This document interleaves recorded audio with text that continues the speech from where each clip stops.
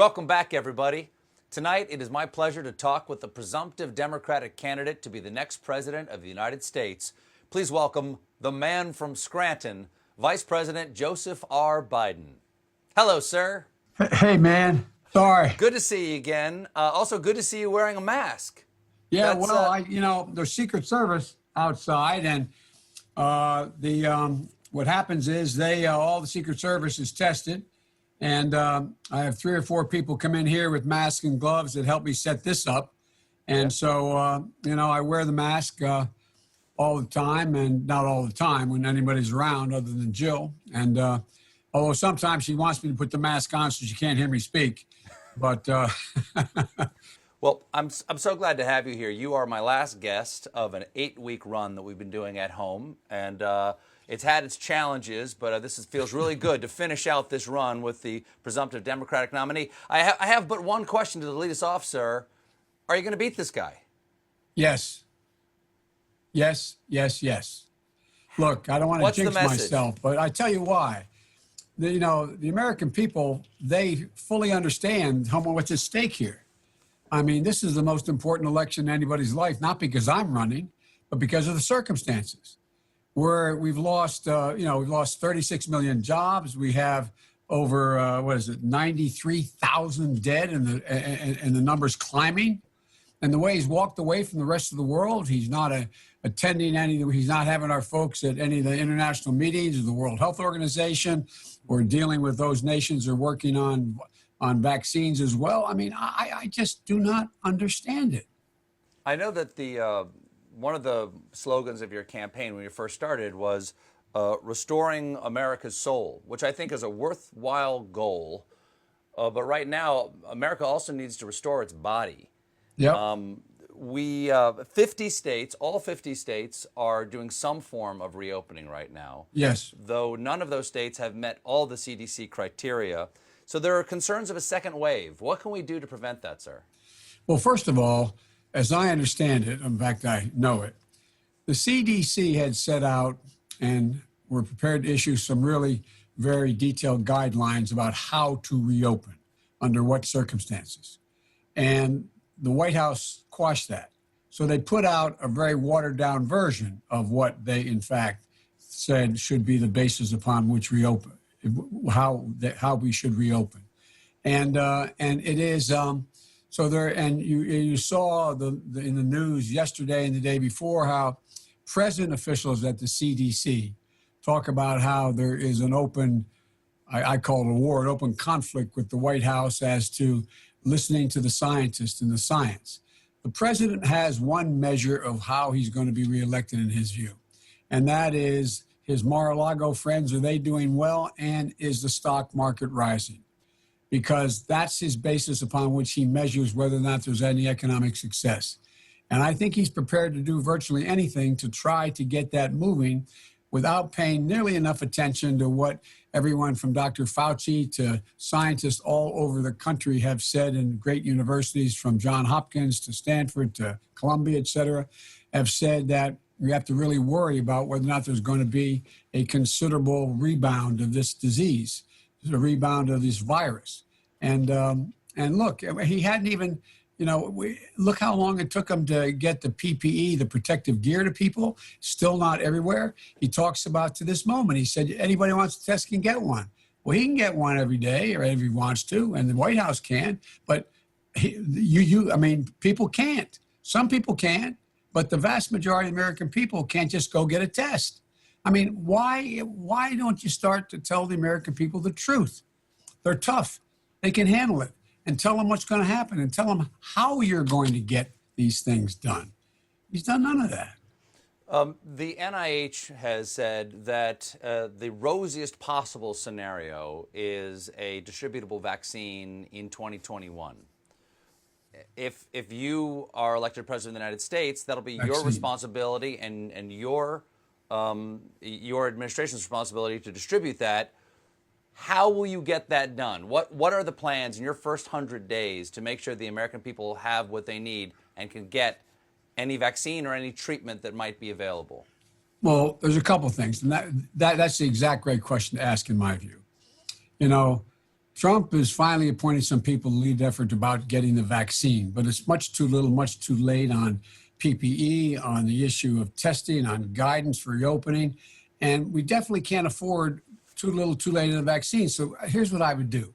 One, we have to make the investment we need here at home, but it also means working with the rest of the world. The United States of America being absent from the global vaccine summit, and that we didn't even show up at it. Our allies are working on a vaccine in places like Oxford in England. They can help make a breakthrough possibly. We should be able to take advantage of that and be with them.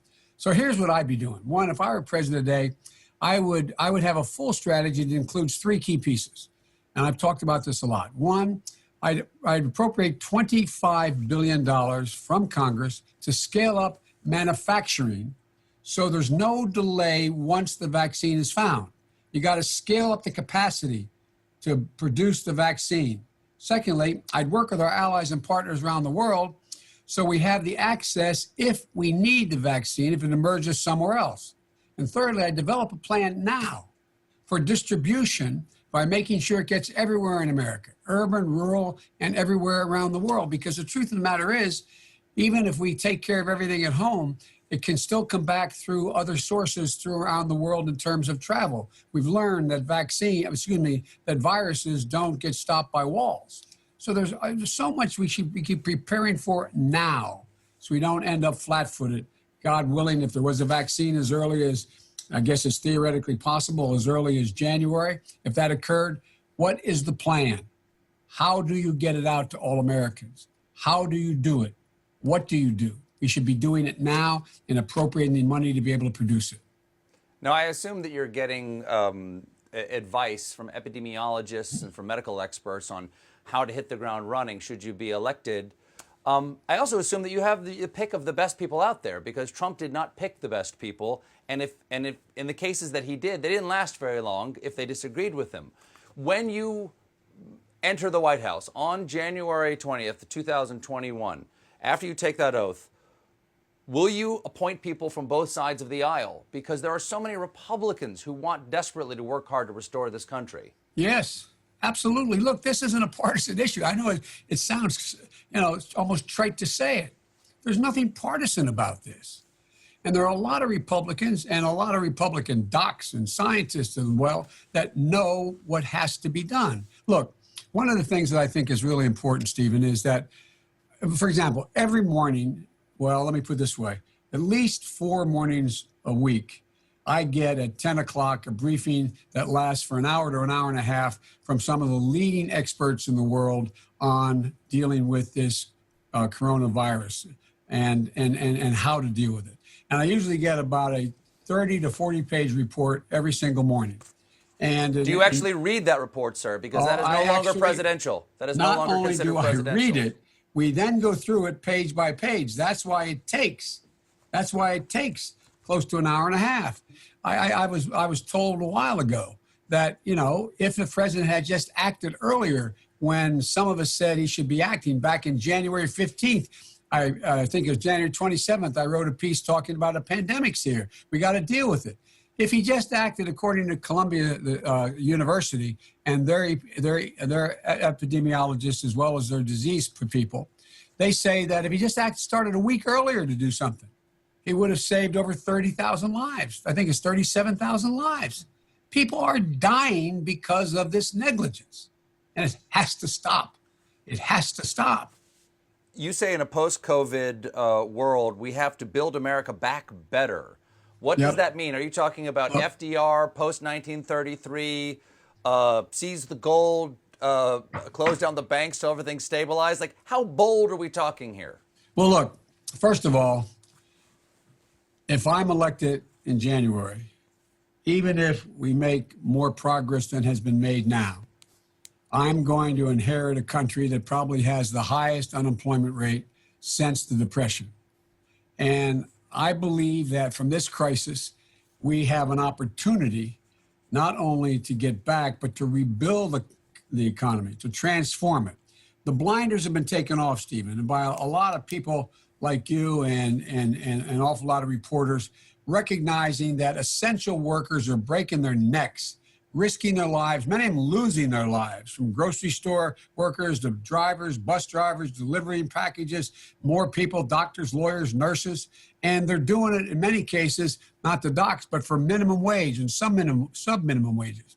And that's all they're getting. So we can create millions of new jobs by building a transportation energy infrastructure in America. But a job has to be more than a paycheck, as my dad would say. It's about your dignity. It's about respect. It's about your place in the community.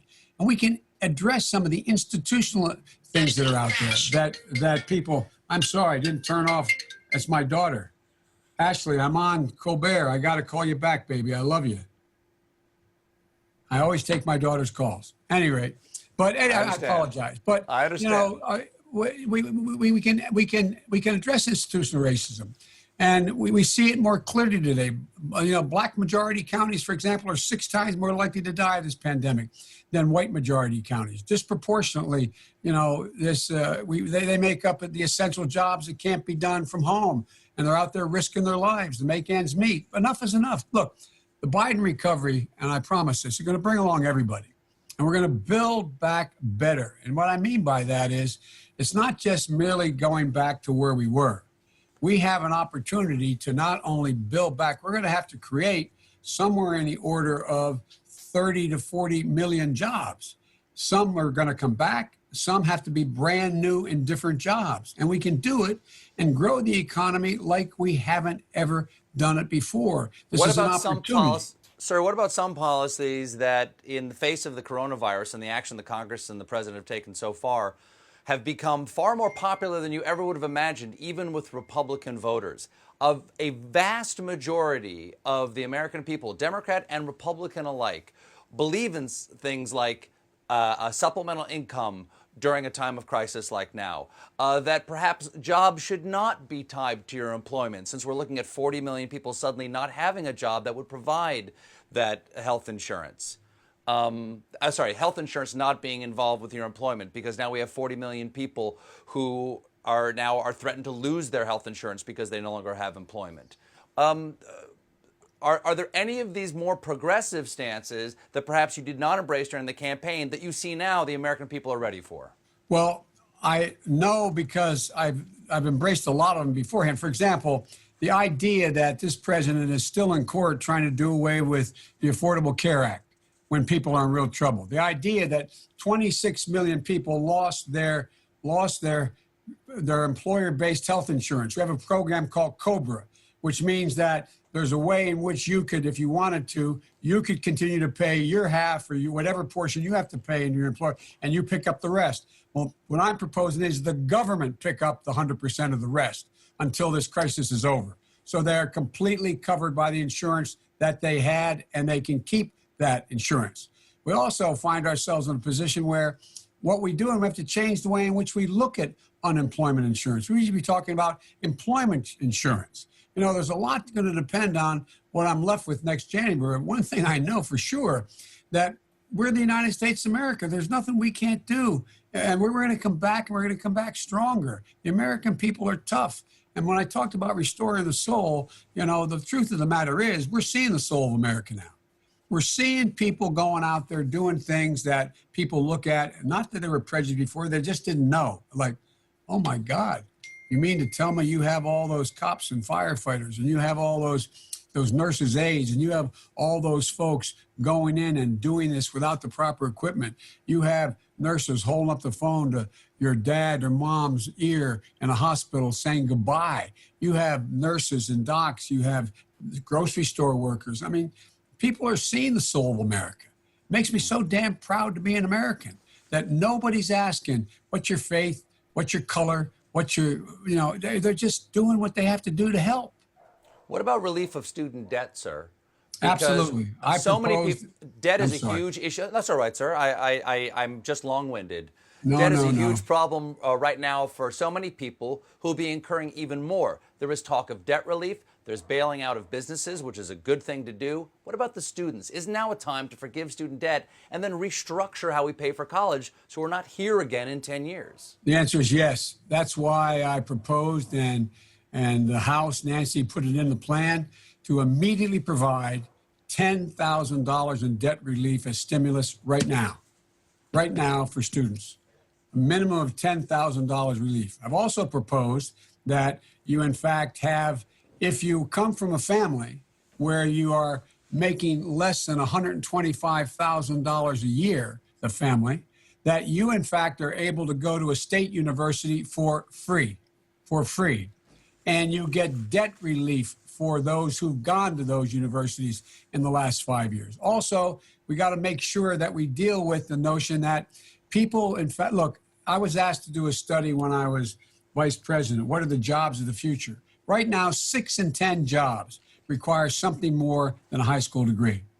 It should be, whether it's an apprenticeship or a community college or a state university, it should be free, number one. If you make less than 50 grand, then you have a thing called Pell Grants. We should double the Pell Grants from $7,000 a year to $14,000 a year. So people can have the tuition. A lot of people, you give them the tuition, they still can't pay for the room, the board, the books, and, the transportation and the like. And so it just makes sense that we do that because everybody's better off. My wife, Jill, has an expression. She says, any country that out-educates us is going to outcompete us. What are we doing? And look at I just did a commencement address at Columbia Law School. My granddaughter just graduated from Columbia Law School yesterday. And I was pointing out, from my generation to yours to hers, everybody other than the young millennials think that, everything's great for these young people. They've gotten kicked in the teeth, man. They've gotten kicked in the teeth badly from the war, 9/11, the recession, our administration, the financial collapse, the jobs they lost and how they never got back to where they needed to be. Now, graduating into this coronavirus, whether you're graduating from high school or college or any graduate school, they're getting hurt badly. And it's overwhelmingly in our interest to make them whole in the sense that they have a chance to do what they intended to do in the first instance. Not giving anything. These are only people who qualify. These are people who are busting their necks to get things done. And they're the people who are the ones that are going to actually keep this country moving in a way that we can change to make it not just back, but so much better. I want to talk to you about foreign policy for a moment. I know you have a lot of foreign policy experience. What is the value in a time of crisis like now that is not a military crisis, but is an economic, as an epidemiological crisis, a humanitarian crisis? What is the value of American soft power, and what does it mean that the president that we have right now has abdicated that position on the world stage? It means everything. Look, this America First policy has made America alone. And the United States has to lead the world and organize our friends, stand up to meet the global challenges, the existential threats like climate change, pandemic, disease. The next president is going to have to get to work on day one to repair the damage this guy's done. It's not a joke. I'm going to be on the phone if I'm elected, not on the 21st, the day after I'm sworn in if I'm elected. I'm fortunate enough to have that honor. But the day after they call the election, although I doubt whether if I win, Trump will ever allow the election to be called in his mind. But at any rate, and get on the phone immediately and literally, not a joke, start calling our allies, saying we're back. America's back. We're not walking away. Think of how this president has embraced thugs and dictators and poked a finger in the eye of all those folks who are, in fact, our friends. Number one. Number two, look, what Brock did and we did in our administration when we were dealing with the virus that was a horrible virus, 2 of them. What happened was we organized the world. We organized the world. We got them to chip in billions of dollars to make sure those countries who could not care for their people did not have the wherewithal, the expertise, or the dollars. Is this for swine flu and Ebola? Is that what you're talking about? Yeah, swine exactly. Flu and Ebola? I'm sorry. Yes, okay. Both. Okay. But think about it. Why do we do that? Well, first of all, it's a humanitarian thing to do. It makes sense. But it's also overwhelmingly in our interest. What happens if we get it under control in the United States of America, which we will? What happens then? What happens if we don't get it under control it's not under control in Latin America or in Africa or in parts of Eastern Europe or in Asia. Well, guess what? Like we've learned, what do? Shut down the world? We build a virtual wall around America? Come on. And no other nation has the capacity to lead beyond us. We're seeing that. And when we don't lead, guys who don't quite have the same value set we have fill the vacuum. China, for instance, right now with the World Health Organization. Yes, China right now. And, you have, the idea that Russia, anyway, yes. I don't want to get started.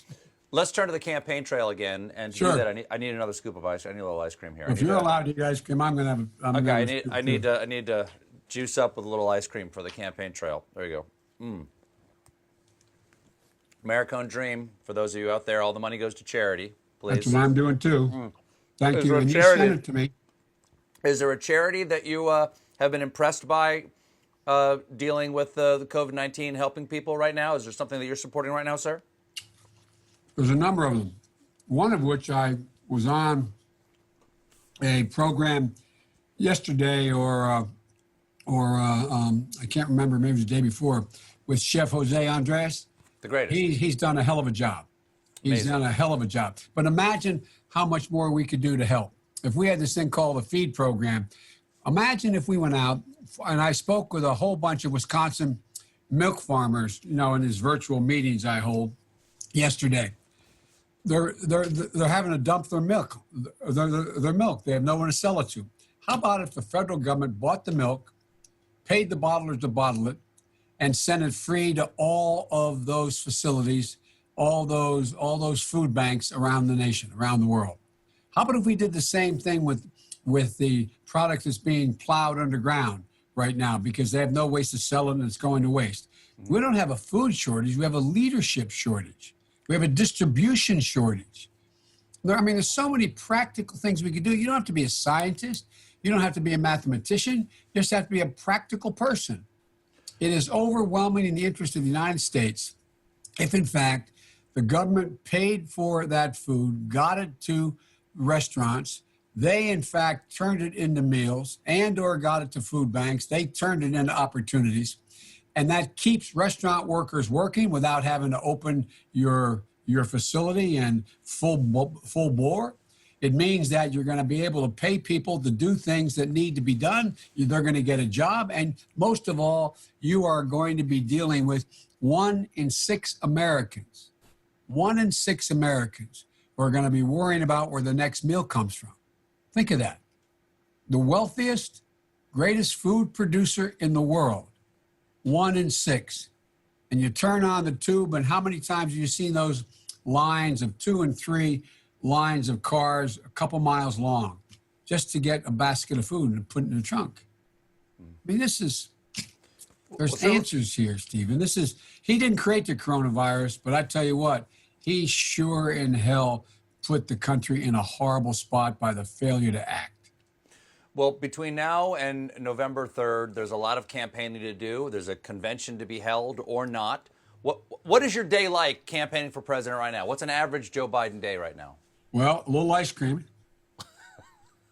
We got the healthcare briefing. I know that, an hour and a half of that in the morning. All kidding aside, I'd go every day from 9 until tonight. It'll be 9:30. But what we're trying to do is, I think over 130 or 40 million people have watched this already. We're having, for example, virtual town meetings. We're going on air, not many programs like yours, but we're going on air with major programs. Is there going to be a convention, a live in-person convention in Wisconsin? I really hope so, but I don't know. That has to be dictated by the scientists. That has to be dictated by the docs. Mm-hmm. We have to do whatever is going to keep the most people safe. But it is my hope there would be that. It may One thing we learned in 2016, sir, is that you got to go to Wisconsin. That's exactly right. You got to go to Wisconsin. And so far, for me, so good in Wisconsin. Look, it's difficult to predict what it's going to look like several months from now. But the top priority is evaluating the situation, and it's going to be health and safety of the people there. But I can picture that there could be a convention that is not 50,000 people, but has 5,000 people more spread out, and then having many conventions we're running the same time in other states at the same time, where you have it spread over the frontline states. I mean, there's a lot of things that I could picture happening, but what we should be doing is two things: planning for what the alternatives are if it's a virtual convention and how to do it. And number two, making sure that we don't let this president use an excuse to not allow for there to be a real vote on Election Day, which the Constitution requires. Now, do you mean moving Election Day, or No, I don't mean trying moving. to suppress the vote? For example, he's threatening to cut off funding for the post office. Because he says mail-in ballots are fraudulent. Yet he sits there in the White House, fills out his absentee ballot, and sends it to Florida. And I guess he doesn't want the military to vote, because that is largely same thing. Absentee so voting. What happens is that I think we have the ability to do three things. One, mail-in voting. Two, early voting. And three, voting in place. One reason early voting is important, for example, look what happened in Wisconsin, by the way.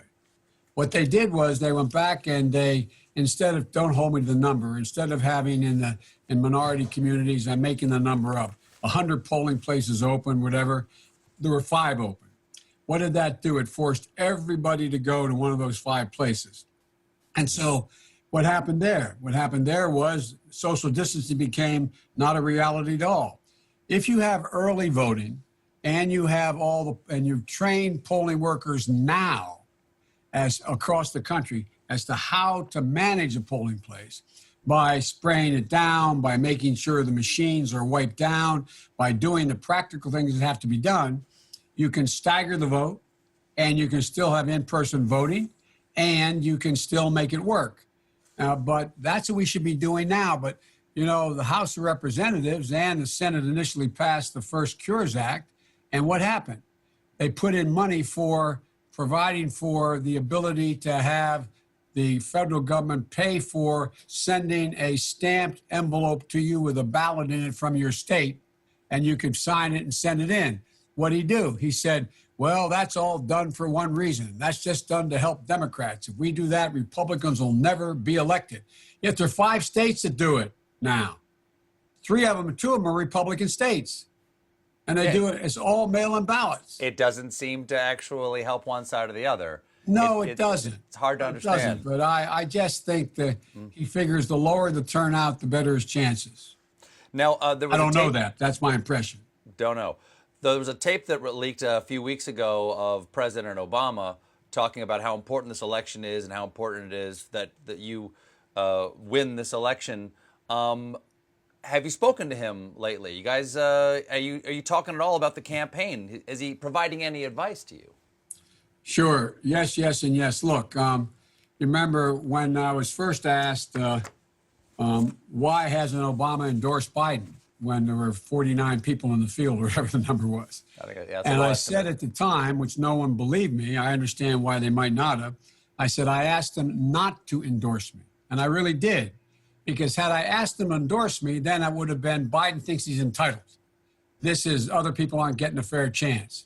And I really did. But I also said, if I win the nomination, I'm confident that I'll have his full support.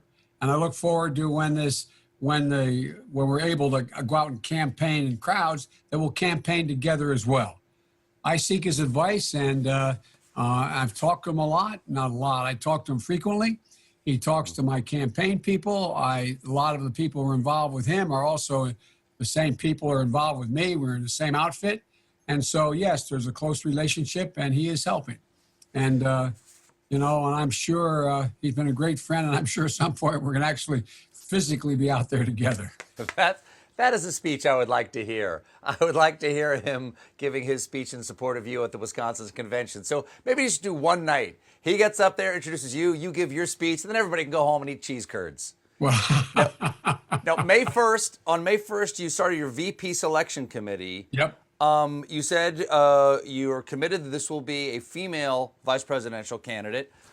What are you looking for? You've been a vice president. What are the criteria? What makes you good in the job? Well, I tell you what, that's one of the things. For example, I went to Barack and we talked about it. And what are the criteria? And look, I'm not going to get into the details of who, but I promise you. Go ahead. We have time. Go ahead. Get in the No, details. no, no, You're no. not. I honest to God don't know who. I promise you right now. But you know, what? Look, the only thing I know something about is the vice presidency, and when the president asked me to be vetted to go through the process, I asked him why he wanted me to do that. And he said because he was confident I would never walk into the Oval Office and be intimidated. I'd always tell him the truth. I'd always tell him what I thought. And I would always be loyal in the sense that I just talk to him, just let him know. Because unless there is a fundamental moral dilemma you have of what the president is proposing, your boss is proposing, and I kiddingly told him if that was the case, I'd say I had prostate cancer and I'd resign. But I knew it wouldn't. What would happen is we talked about that the one thing we had in common was that we were both on the major issues, strategic issues, in complete alignment.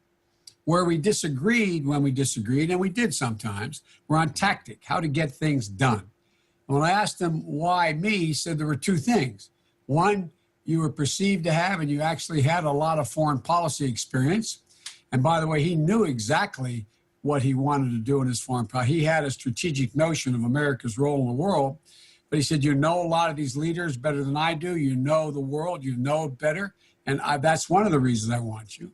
And secondly, he said, you know how the Congress and the system works, and you've gotten a lot done. So those two are not, that's not the experience I have had. I'm new to it. That's why I want you to be your vice president. So what he talked about. That's part of your vetting process, you said. That's part of my vetting process. And so for me, what I'm looking for somebody who can complement and or make up for it. The Barack used to kid with his friends and say, Joe and I is like having Joe's like having an older brother. I know he'll always tell me what the hell he thinks, number one. And number two, he'd say that we make up for each other's shortcomings. Well, he made up for a lot of my shortcomings. I don't know, just a few. And now, is there any chance, sir, that Amy Klobuchar makes up for some of your shortcomings, because it is being reported that Amy Klobuchar has been vetted by your team? Is that true? Well, no one's been vetted yet by the team. We have those team of lawyers that go out and do the vetting. No one's been vetted. There's been a team put together to go down a preliminary list of people, ask their interest, ask them general questions. What are they interested in? Why would they be interested or not interested in the job, et cetera? That process is coming to an end now, and the actual vetting of people, that is where you go into every detail of your background. You look at every vote they've ever taken. You look at everything from their financial statements to their health circumstances. It's a very invasive process. And that's why what you don't want to do is you don't want to let all the names out you're vetting, because if someone's not chosen, the presumption is not necessarily true that there must be something wrong. That's not the process. And so, but the best way to put it is what one of Barack's close advisors has said, is also a friend, said, think to yourself, you got an important decision. Who's the last person you want to walk in the Oval Office to talk to you?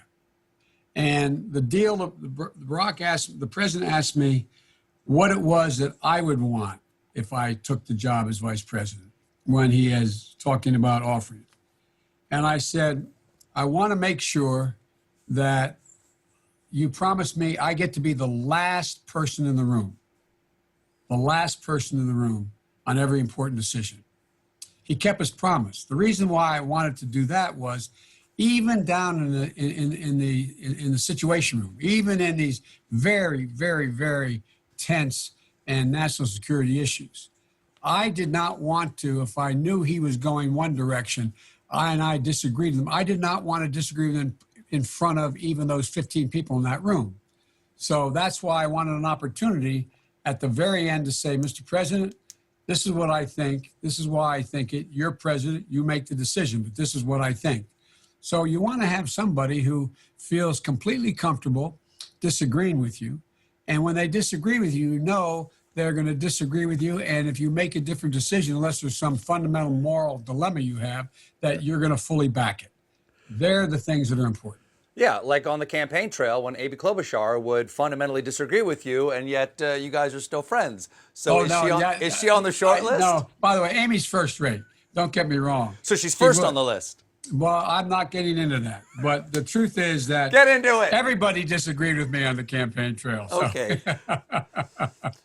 Well, I know you've got to go, sir. Just a couple more questions if you have a moment.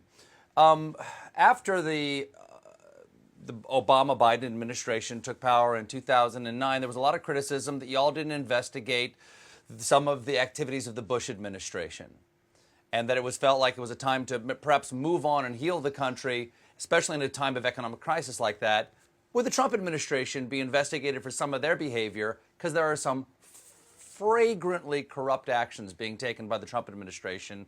Can you say now that you would be open to investigation of the people who have danced with the law, if not proven to have broken it?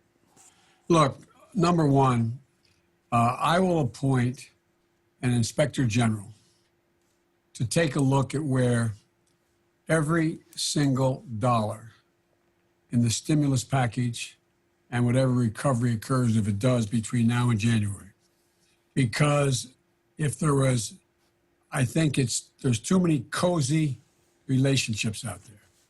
You have a private jet company that supported the president getting, I don't know, 53 million, whatever it is, dollars they don't deserve.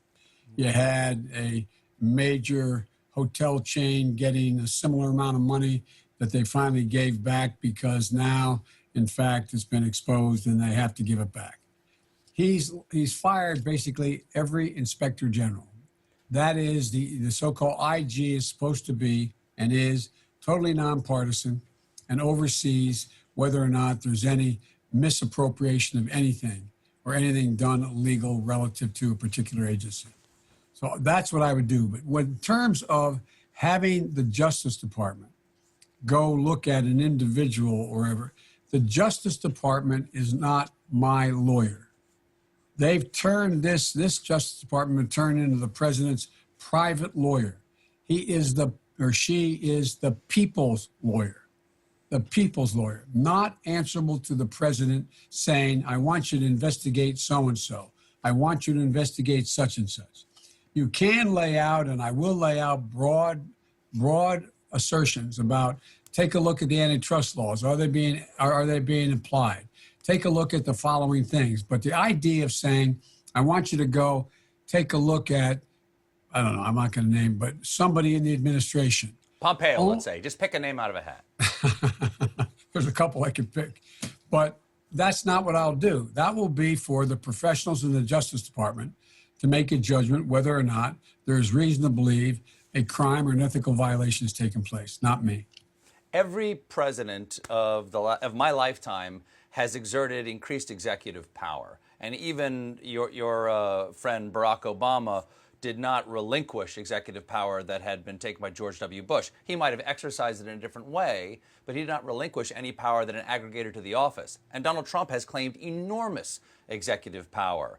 What would you be willing to relinquish as President of the United States that has been accumulating in the White House in terms of the power of the office?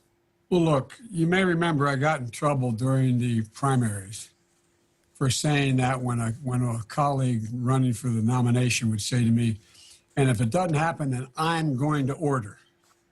I've written extensively when I was a law professor, as well as the chairman of the Judiciary Committee, on the role of the United States Congress as being a co-equal branch of government.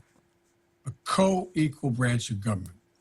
And in my view, the executive has moved beyond areas where they should be moving. For example, the Use of Force Act, that is long overdue to be reconsidered.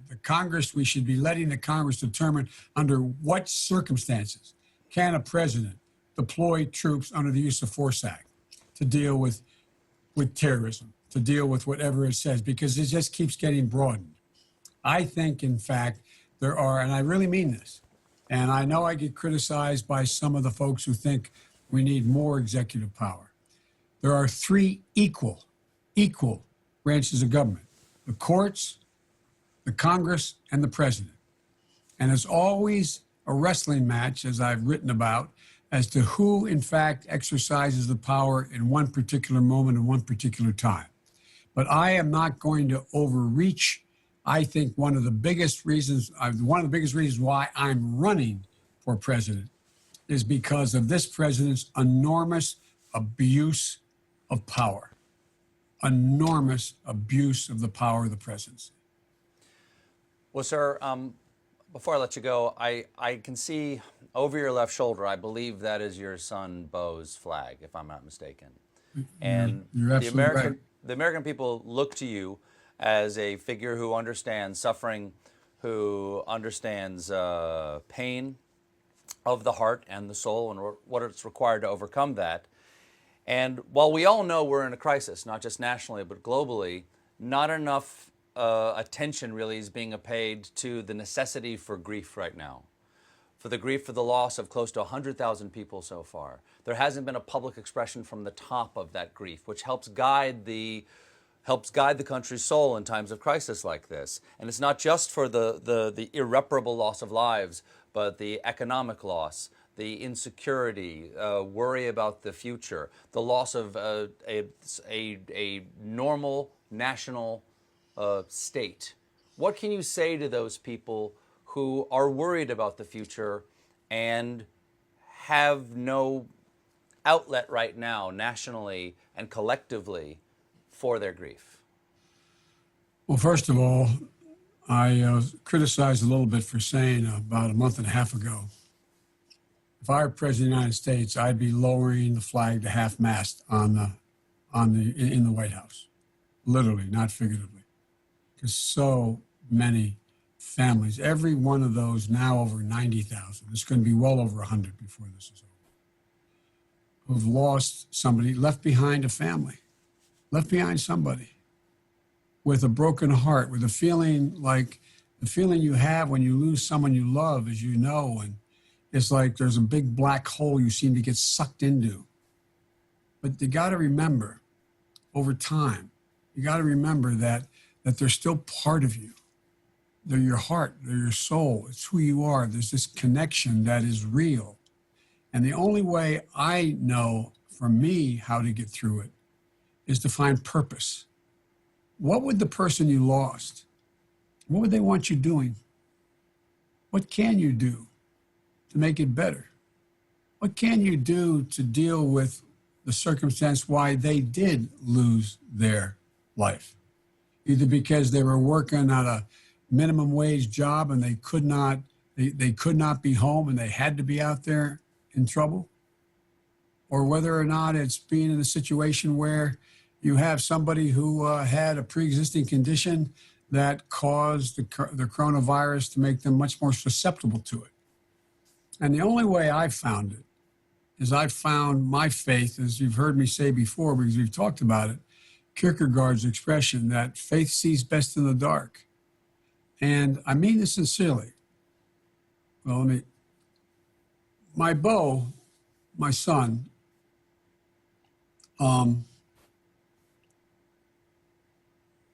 before he died, he made me make a promise, for real. It was months before he died, and he knew he was dying because it was he had stage 4 glioblastoma. No one's made that, just a matter of time. And what happened was that Jill and I would come home on Fridays as vice president and try to have dinner with he and my 2 grandchildren and his wife on Friday nights. And so we were over there, came home on the train, and the Secret Service didn't like me using the train. They'd rather me fly, but it was awfully expensive to do. And but I'd come home, and we're sitting at dinner, and dinner was over, and he turned to his wife. He said, "Hal, would you take the kids upstairs? I want to talk to Dad." And Jill had gone straight from the train to the house. She went home to change. We only live 3/4 of a mile away. And he said, Dad, I know no one in the world loves me more than you do. But Dad, I promise you, I'm going to be okay. My word. He said, I'm going to be okay. And he said, but Dad, promise me you're going to be okay. I said, Bowie, I'm going to be okay. He said, Dad, look at me. Look at me, Dad. Give me your word as a Biden. You're going to be okay. And I knew what he meant. He knew that the devastation of losing him, as if I lost my son Hunter or my daughter Ashley, our daughter Ashley, would be absolutely, would be very hard. And so I said yes. What he wanted me to promise to do, he was worried that what I would do is I'd take care of the family, but he's worried I'd withdraw. I would go inside because mourning in public is a lot different than being able to mourn in private. And he made me promise to stay engaged. And it wasn't promise me to run for president, Dad. But from the time I've been 18 years old, I've been involved in causes from the civil rights movement to the environment, things that mattered to me. That's all I've done my whole life, is even as a young lawyer, as a public defender. And so for me, the measure is, probably shouldn't say it this way. Every morning I get up, I ask myself, is he proud of me? Am I meeting the requirement that I promised him I would do?